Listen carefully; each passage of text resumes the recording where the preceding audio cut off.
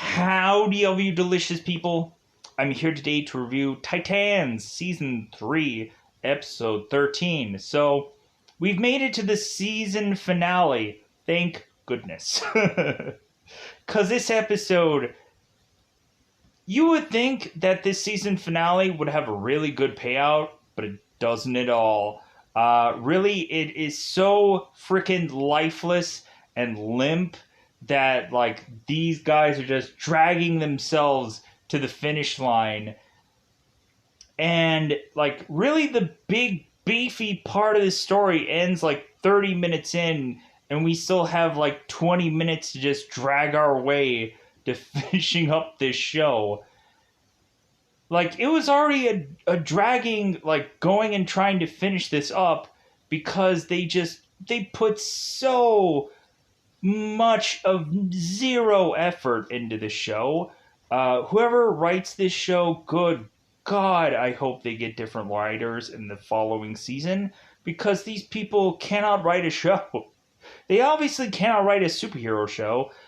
I want to know who the writers are in the show, and I want to find and know their background, so I can just be why did you hire these people?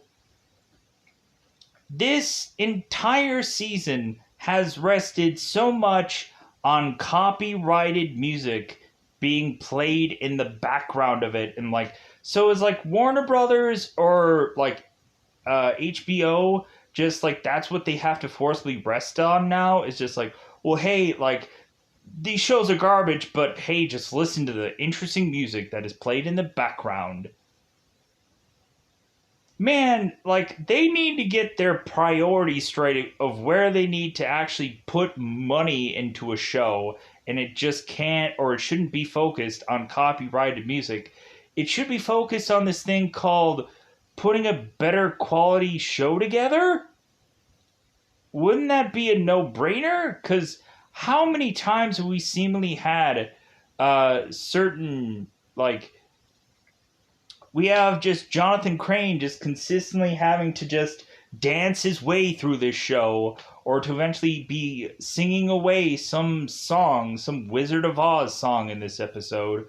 And we end up consistently having these kinds of references of just music, to where eventually they're just well, hey, I guess that's good enough to just play this, just go ahead and play this song, I guess, whatever. We don't care. Really just how they beat Crane in this episode, because they beat him. They just go ahead and they really just take him down viciously in this episode. So viciously that I'm wow. Just man,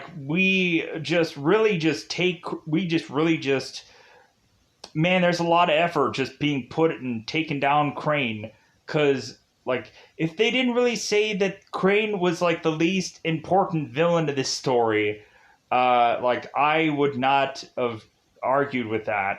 Because it's just the lifeless way, or the limping way that they just freaking beat this villain, and the villains or the heroes are just standing proud over Crane, just be ha ha ha, we beat you.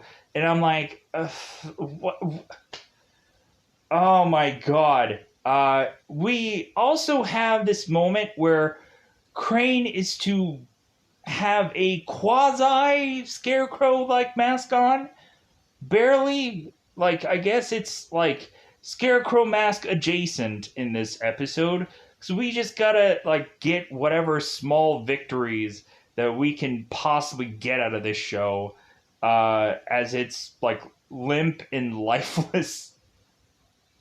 Just man, if this was a metaphorical Wang, let's just say, this would be put into a person, and they would just be dude, I feel nothing. And you would just be yeah, of course you don't. you just think that there's something there. Just pretend. Just just make me feel good. I don't know. So, going into this episode, they really just take the time to introduce things for the next season. That's what they hold most important in this episode. And I'm like, that's not a way to write a season finale. To just be like, hey guys, we're definitely going to do another season of this, so that's all that really matters, right? Like, it shouldn't matter, uh, how we finish this up and how we really, kind of just tell you, we're going to put our best foot forward to give you the best story after this. No, it just feels like, man, I just can't wait for newer projects to be put into HBO Max. Like, I can't wait for us to eventually, because, I'm not even talking about any other seasons of shows.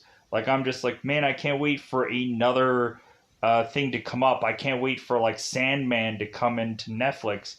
I can't wait for there eventually to be quite possibly a Green Lantern series live action thing, because I'm probably not going to be impressed with that, but I'll probably watch it regardless. I can't wait for a Justice League Dark show, if we're ever going to even get that, because I don't know, they just keep chucking words out there that says, like, hey, we're going to do this, and I'm like, but are you though?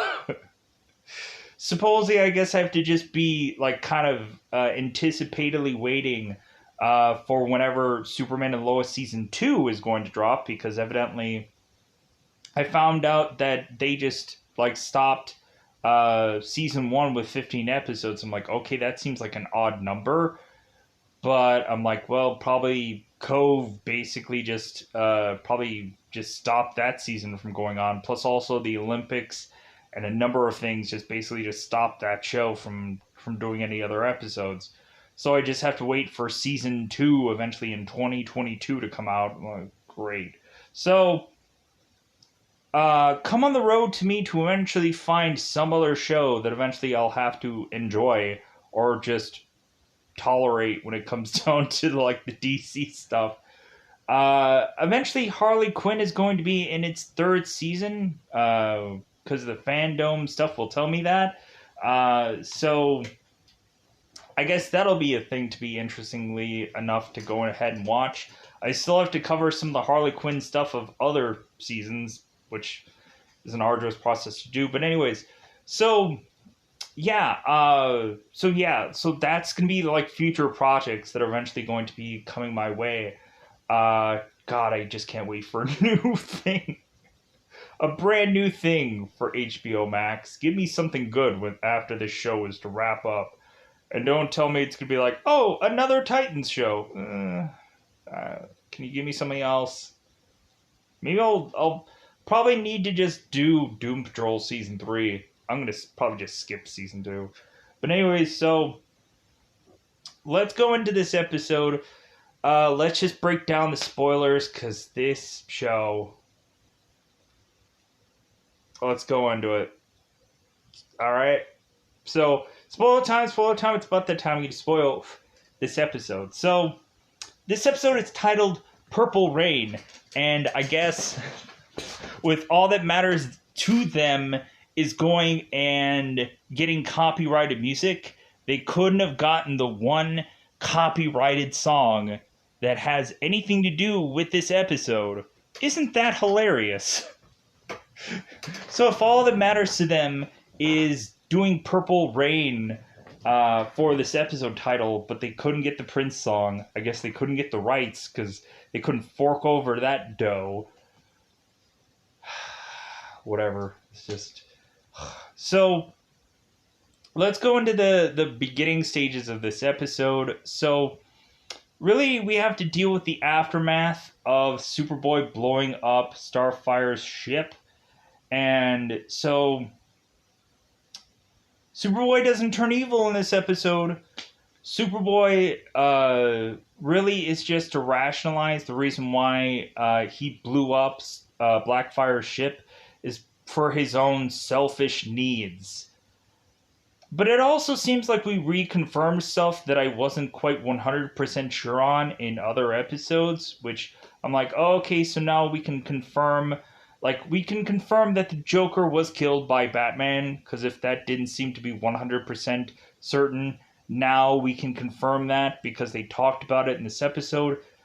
We can confirm that Nightwing had doused Superboy in kryptonite to just kind of knock him down. We could confirm that because Nightwing and Superboy talked about it. And we can confirm that Superboy isn't evil. I don't know what the third thing was. I don't know. Anyways, eventually, probably through the episode, I'll probably be like, oh yeah, the third thing was this. Anyways, so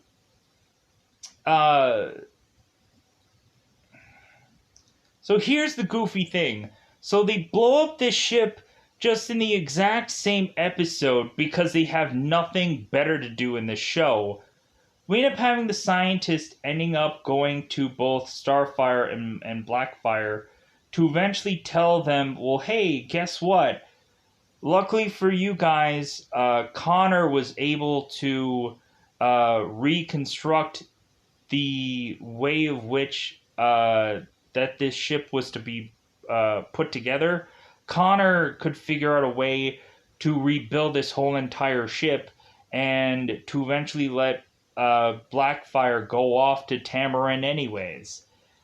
And I'm just like, wow, that's just lazy. So you blow up the ship just so in the exact same, or the very next episode, you're like, well, hey, we're going to just rebuild this thing anyways. It should be pretty easy, so that way Blackfire can just go off to Tamarin.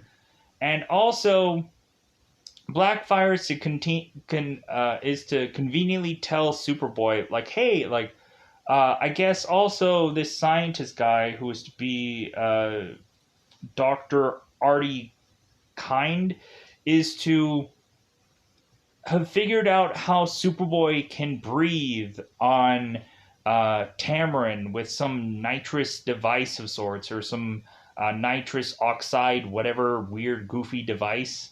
And I'm like, okay, so are they going to do an episode of Superboy on Tamarin? Honestly, that actually would be cool. I would be okay with that. Plus also, I think we desperately need to get the Titans off of frickin' Earth anyways. Get them in space. Like, Titans in space. Like, have a whole season of Titans being on Tamarin. God, would I just love if the Titans had their own, like, watchtower or teleporting device thing, so eventually we could be kind of like how Young Justice actually was, where eventually they could just kind of teleport through different places and whichever, because why don't they have that kind of technology freaking anyways? But pushing on. So we have this spot here where Crane is to set up all of his bombs at the Wayne Batcave mansion. And so evidently Fletcher is to also be in Wayne Manor, just kind of watching over Crane so that way he can be protected. And so eventually we have V, who is to be escorting these GCPD to get to Barbara, where Oracle is. And so within this episode, they do not turn Oracle back on.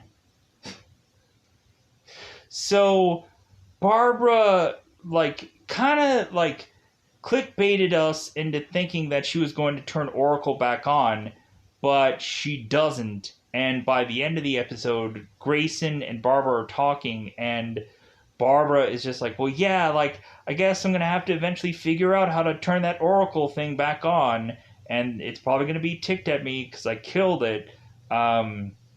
Because eventually Argus is to want to eventually help out Barbara, because it seems that Barbara can really just trust Argus much more so than the GCPD, I guess. So, is this going to be like Batwoman, where eventually instead of like Barbara having the normal GCPD, she's gonna forcibly need these Argus people. So she's gonna have like her own private security, kind of protecting Gotham. Whatever, right? So, uh, so V ends up going and killing all of these guys that are in this elevator. And so Barbara ends up opening up this elevator for V to just like, hey man, don't shoot me. And so V reveals to Barbara that she's working with Argus. And so V also reveals to Barbara like kind of the updated thing of what's all been going on since this whole entire season. Just in case anybody didn't bother to watch any number of these episodes, because some people that I would probably possibly know had probably numerous times fallen asleep during any number of these episodes. Like, I've seen it firsthand. People have been falling asleep during any number of these episodes. So if they want to get a quick review or recap or whatever, probably not coming here because I don't usually do anything quickly for the most point. But anyways, so Argus had like quickly set up her whole deal with all of her Argus people, and so Barbara's asking V, it's like, well, is V even your real name? And like V is like, well, does it sound nice? And so Barbara's like, it's like yeah, like sure, my name is V. So now I'm trying to figure out where to like perfectly okay. Donna and Drake. So the last time we saw them, they were to be going up against the GCPD. They were getting riddled with bullets. And so what eventually ends up happening is that Drake ends up kind of kicking and punching some characters, and they're like, oh my god, like, and Troy's like, wow, how did you do that move?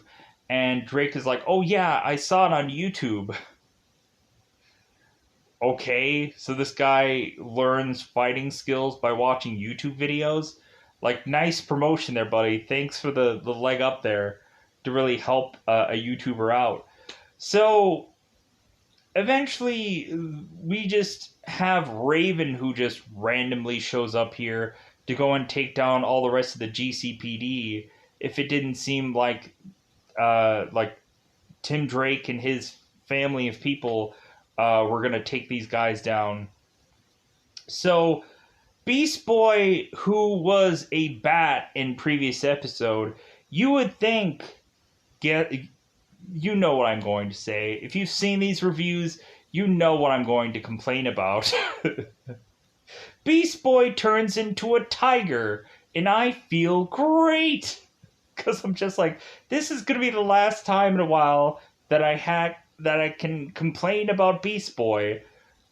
So Beast Boy is now a tiger, and so here's the problem that I have about this character. So Grayson is to eventually go and need Beast Boy to turn into a bat to kind of get into Wayne Manor, and you never see him turn into a bat in this episode. And I'm like, you know what? I'm not going to change Beast Boy back to Best Boy. Like, really, if anything, this is the last episode. Let's see where he goes into season 4, which will still be a character that I will loathe and hate. But whatever. Like, it's a season finale. This character has to forcibly suck because he has to. He was just like built to just suck and blow like he's a freaking vacuum. So it's true. Sadly enough, like if Beast Boy could just turn into objects instead of like if he could be more like Plastic Man, because at least like that would be more of an interesting story than him being an animal all the time. At least have Beast Boy just turn into like a monstrous machine or something, like just like give him something to teleport into. instead of an animal, I guess. Like something different. Give me something. Anyways, so even though it doesn't make sense for the character, I just want something different. Whatever you can fit into your CGI budget, just give me something tweakingly different. Just so uh so Troy and Drake and Raven and Beast Boy are together, and so because really we have this kind of back and forth where Troy and Drake are like, well, maybe we should go. Maybe Drake, you should go with your family, but then like Drake's family is like, no, you should go with them. Like I feel it's your destiny, whatever.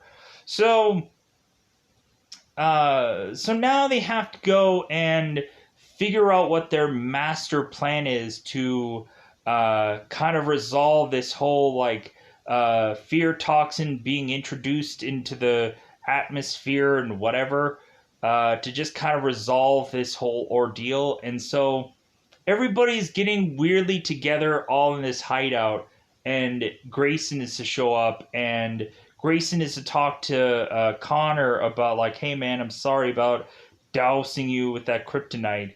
And like, so they kind of like reconfirm that, which they could have done that on the show, actually having Nightwing douse Superboy with kryptonite, whatever.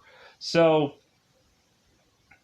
I don't know why they had to do that off screen. That just seemed dumb, but whatever.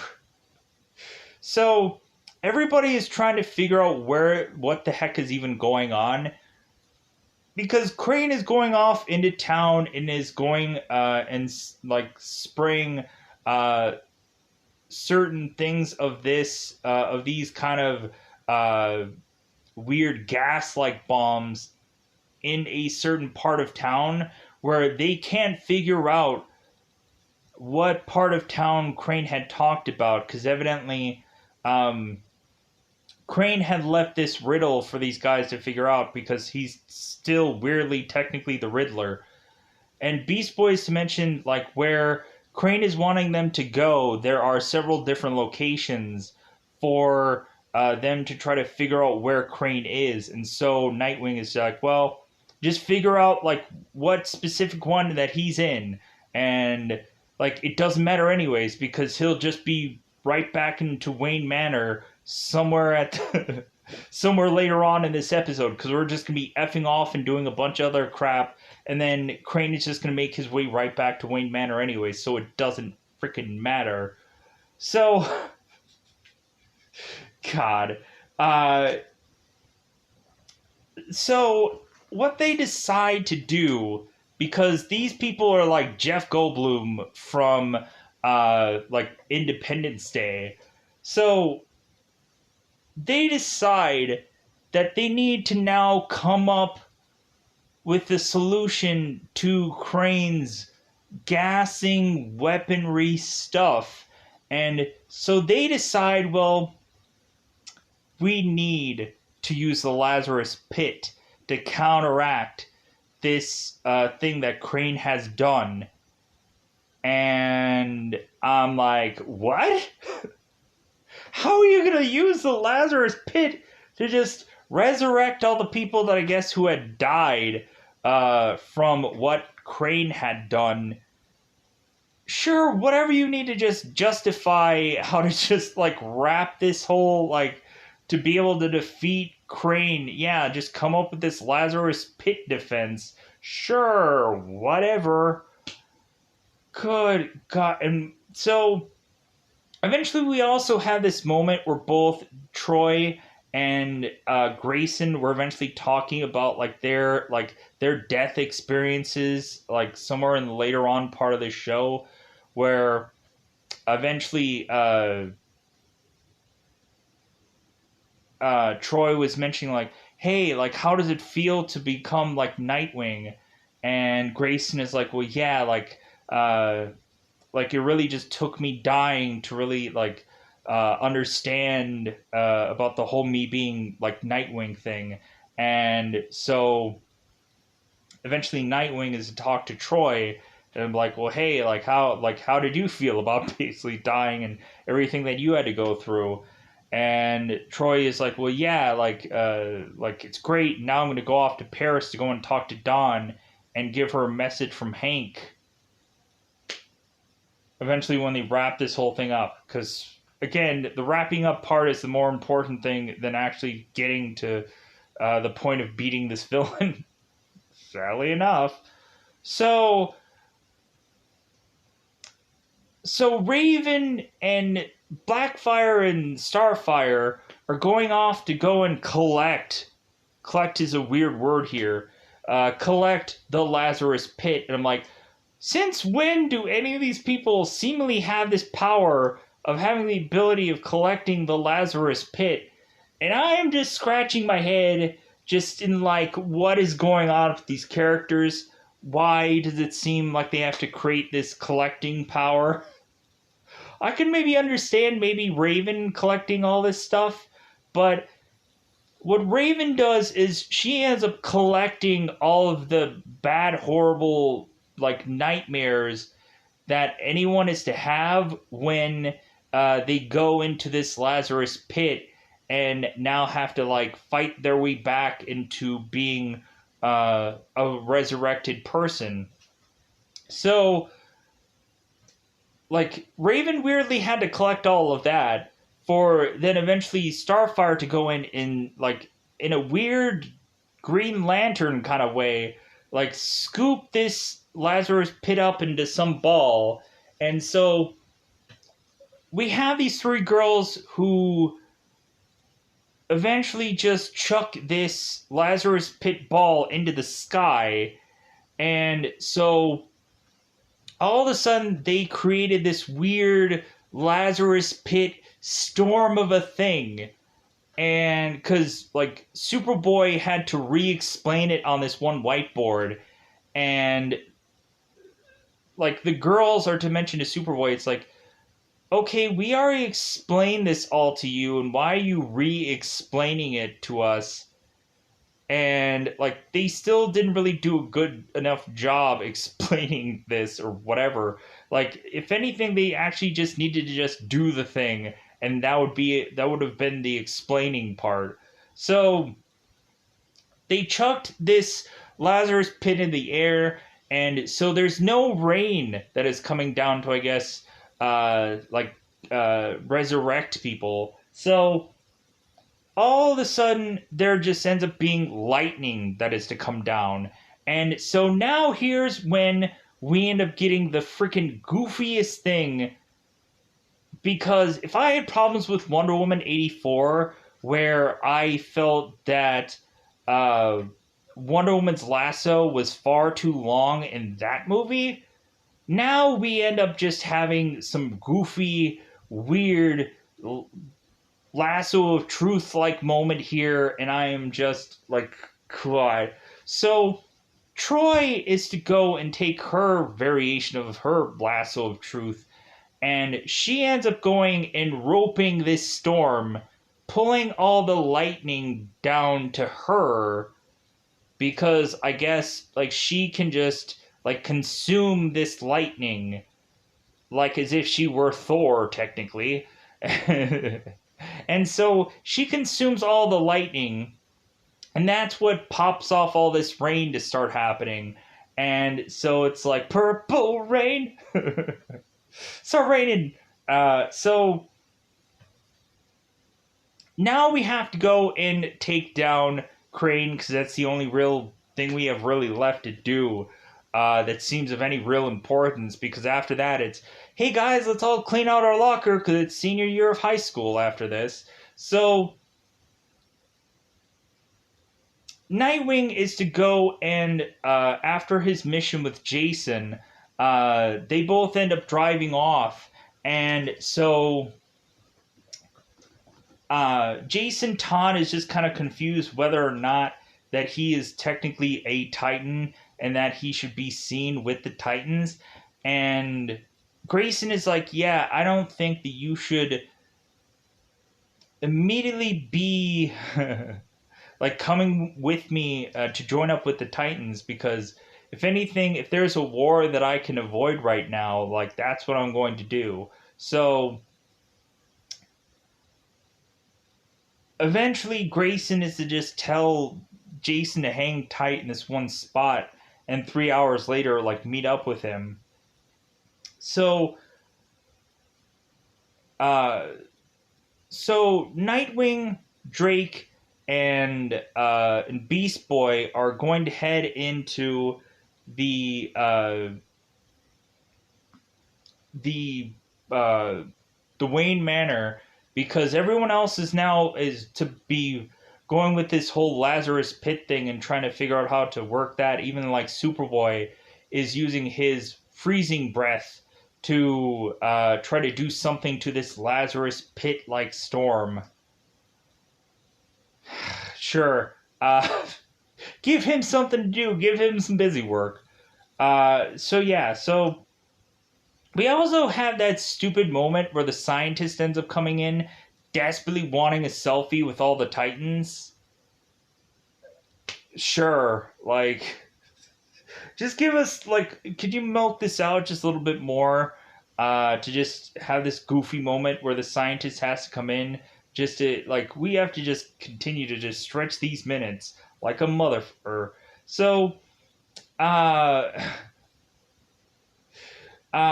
so off to the Wayne Manor. So Beast Boy is to turn into a bat to sneak into Wayne Manor. Jason Todd is to also sneak into Wayne Manor. Well, not quite sneak, because eventually the guards find him and drag him in there. And so Fletcher is to tell, like, Scarecrow, hey, Red Hood is here. What do you want me to do? And so Scarecrow is like, well, like, maybe I'll have him in here to just kind of watch as Gotham is to destroy itself or whatever stupid thing that Crane is to say here. But really, the just end of it is to really just have Todd get killed off one way or another. Like, why not just kill him off now? Just save the whole, like, might as well just kill him off. Just heavily douse this guy with fear toxin and just end it. But whatever. So Jason Todd eventually goes and is to eventually beat down all of these Fletcher GCPD officers and take them all down, and eventually is to go through the mansion and try to continue to take down certain other GCPD characters.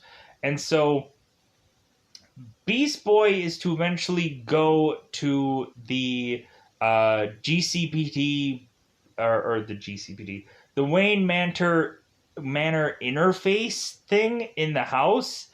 And so Beast Boy now has to hack in this thing to eventually give Barbara, like, control of the Wayne Manor. And so Beast Boy now has to figure out the code of Wayne Manor. And so it seems that there is to be certain numbers that are to be tied to Todd for some kind of passcode, which is 42069. And I'm like, oh, so weed numbers in a position of a certain kind, if you know what I mean. Like, yeah, what a, like, just juvenile. But anyways, I guess anybody would probably put that code in there. Probably any number of people probably have a secret code that's probably that, more than likely, right? But if anything, they probably will have that code now, because this show kind of tells them to do that. So Beast Boy goes in and is to kind of crack into the Wayne Manor interface of things, to all of a sudden have this one passcode that is to be, who is the one that got away? And so Beast Boy is to weirdly put in the Joker, which I'm like, dude, the Joker is dead. Batman had confirmed that when he ends up talking to Jason Todd. And so that's not the one that got away. And then so, like, Beast Boy is like, the Riddler? And, wrong again. So Beast Boy is just be like, well, I can't figure out what is really the combination of this. And so Tim Drake is hearing this and he's like, put in the word Selena Kyle. And of course, Selena Kyle, if you guys remember Batman 89. So Beast Boy ends up putting in the word Selena Kyle, and that is the access code for this thing. And so now we end up having Beast Boy, Todd, and Nightwing. No, wait. No, Todd eventually, after he secures the Wayne Manor, he ends up basically effing off. And Tim Drake ends up heading into Wayne Manor with Nightwing and with Beast Boy to go to get Crane. And so when we are to assume that Crane is to all of a sudden dude, I'm going to set up all these bombs and they're all going to go off, and doesn't that feel great? Yeah, I've accomplished so many things. Ha ha ha, I have an evil regime going on right here. I have so many henchmen, and ha ha ha ha. So all of a sudden Crane is to realize that Nightwing and his gang are to be in his presence. So he just decides that he's going to just hit all the buttons to send all these bombs off and to create chaos into Gotham. Well, we find out that supposedly Barbara had taken control over this computer and shown a fake thing that Crane did not actually push these buttons to turn anything on or explode any of these bombs or nothing. And so basically Crane is defenseless now because he has no weapons to his arsenal, no chained hook that he had in one whole episode. He has nothing now. He's defenseless. He doesn't even have a dose of fear toxin to give anyone. And so now all of a sudden Tim Drake comes in here, punches Crane out, and he's like, yeah, that's for Gotham. You would have thought he would have said, yeah, that's for my parents, and that's also for shooting me. No, Drake just punches Crane and says, yeah, that's for Gotham. I'm just like, God, what a just limp freaking. So Crane ends up going into Arkham Asylum, and so Raven ends up going and taking every single nightmare that she had been saving up from the Lazarus Pit and giving it all to Crane, so that way Crane is so bat crap crazy that he is probably never going to escape from the Arkham Asylum again. And to where this guy is going to be in worse for wear to never probably have the ability of wanting to ever leave Arkham. So I'm assuming that this Scarecrow is to finally cementingly be down for the count, supposedly. So now they've beaten Crane easily. I want to say Kane because I can't believe that Scarecrow is just taken down this easily, because it just feels so weak. So now that they've won, and so eventually it seems that Troy is to become this this Argus agent. It seems like they're setting her up with some kind of goofy Argus card where she can just kind of tap this onto her phone and call Argus right away to just let them know, hey, something's going down, something Titan DC-esh is going on.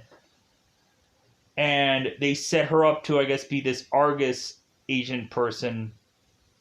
And so, what else have I covered here that I want to eventually kind of cover? Argus was to, if I didn't say before, Argus had the Roy Harper reference in this episode, and so eventually, Roy Harper, if people don't realize, Roy Harper actually was the original Red Hood in the Arrow show. So I'm kind of wondering, but I doubt they're going to do this. If they are going to actually have a Red Arrow in the show, because then that would be very familiar to Young Justice. If they're going to do a Red Arrow, I do hope that it's the original Red Arrow from Arrow, or they end up doing Oliver Queen's sister, who's also a Red Arrow, to eventually kind of keep continuity. But it would just be nice if they either do a number of things. If Jason Todd is to eventually have his own spin off, I think I might be fine with that. Because it'll just be more content on HBO Max.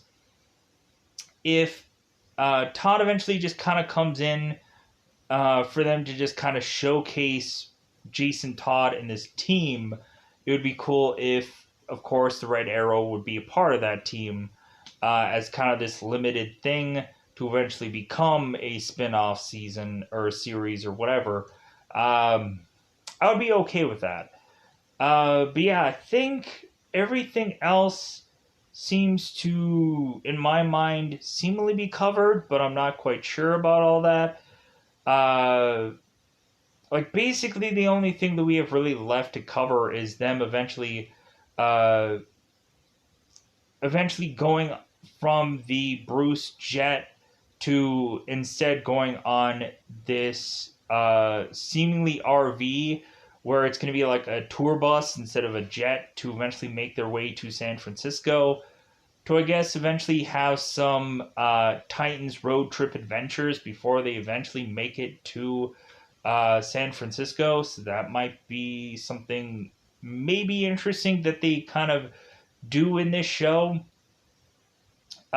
Bruce Wayne is to come back to Gotham, and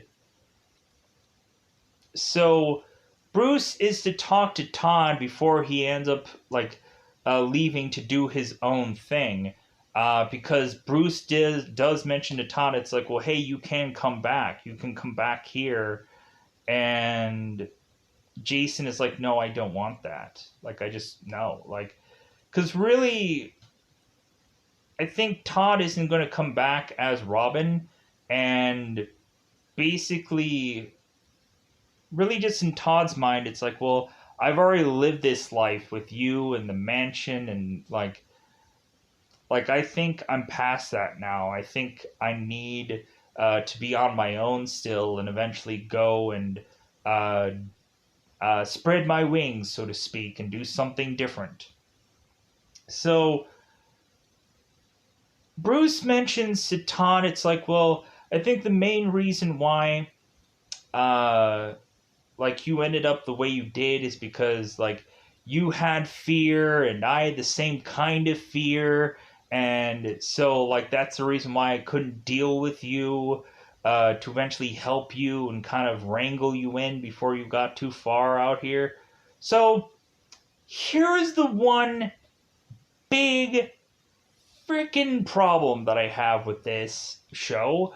Uh, Here would have probably been the perfect time to all of a sudden usher in Molly in here to eventually have a closure moment that we get with this Molly character that was barely used. Like, this character was to be put into this show for there nothing really to come out of this whole Molly situation. And I was expecting for them to do something with Molly at the very end of this, but they did nothing with her. Because immediately I'm like, if I don't get something with Molly somewhere in here to give, like, a closure moment to this character, because that would have made a lot of sense to just kind of have Todd go right back to Molly, or, like, basically them referencing Molly in this episode, I would have been fine with that. But they didn't even do that.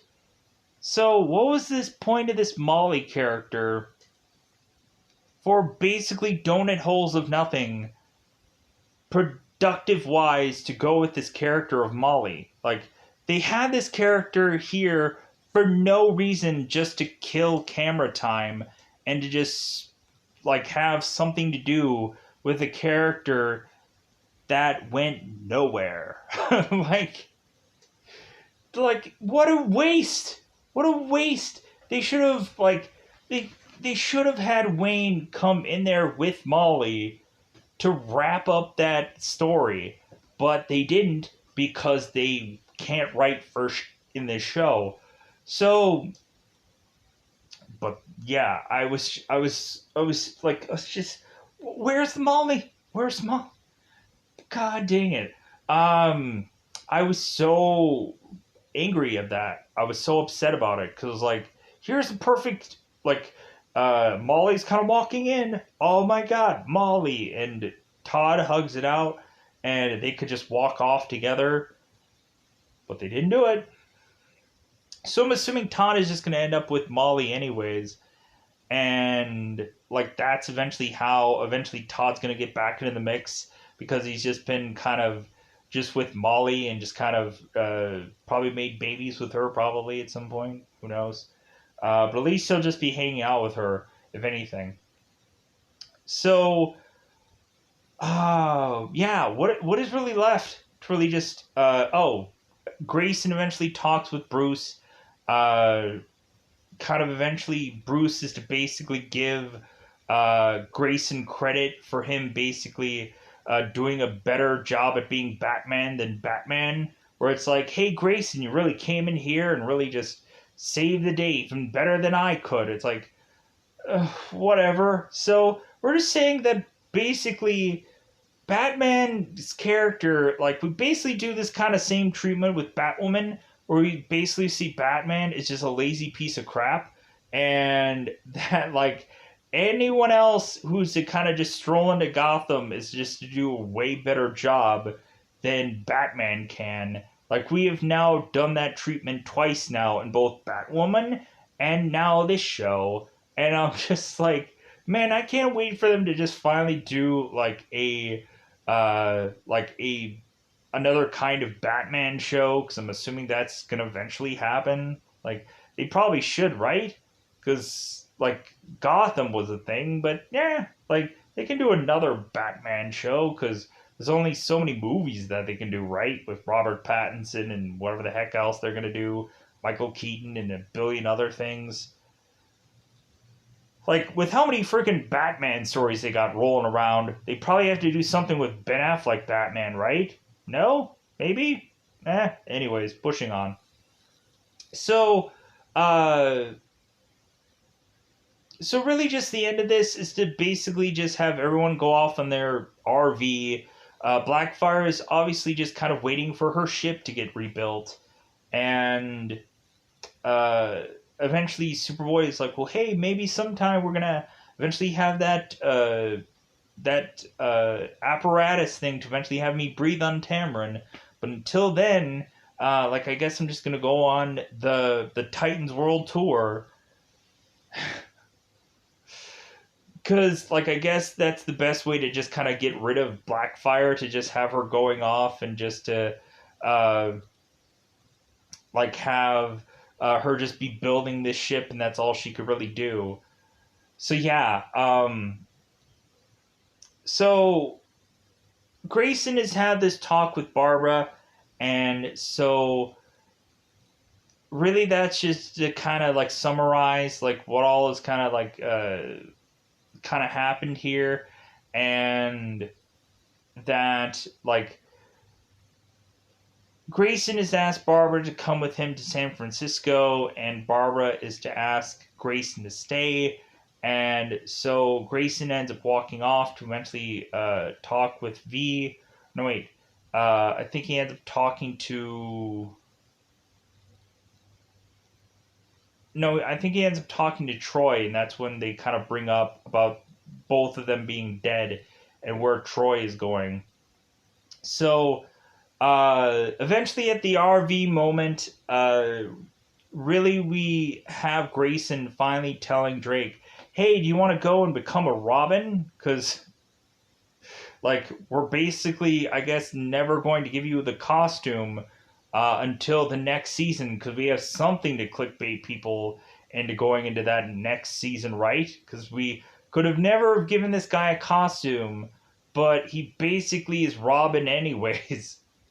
But it's like, yeah, you're gonna have to become Robin because heaven forbid you actually become like a Red Robin, or you end up becoming like the individual Robin that you are to eventually be anyways, or heaven forbid you even become like a Batman Beyond, because we're not into the distant future yet for you, character. So yeah, I think that's all that really happens within this episode, and I kind of went over the 50-minute marker anyways, but this is the last thing I'm doing. This is the last thing in this season, so, and plus anything, these episodes go like once a week anyways, so I'm gonna get out of here. Bye, everybody.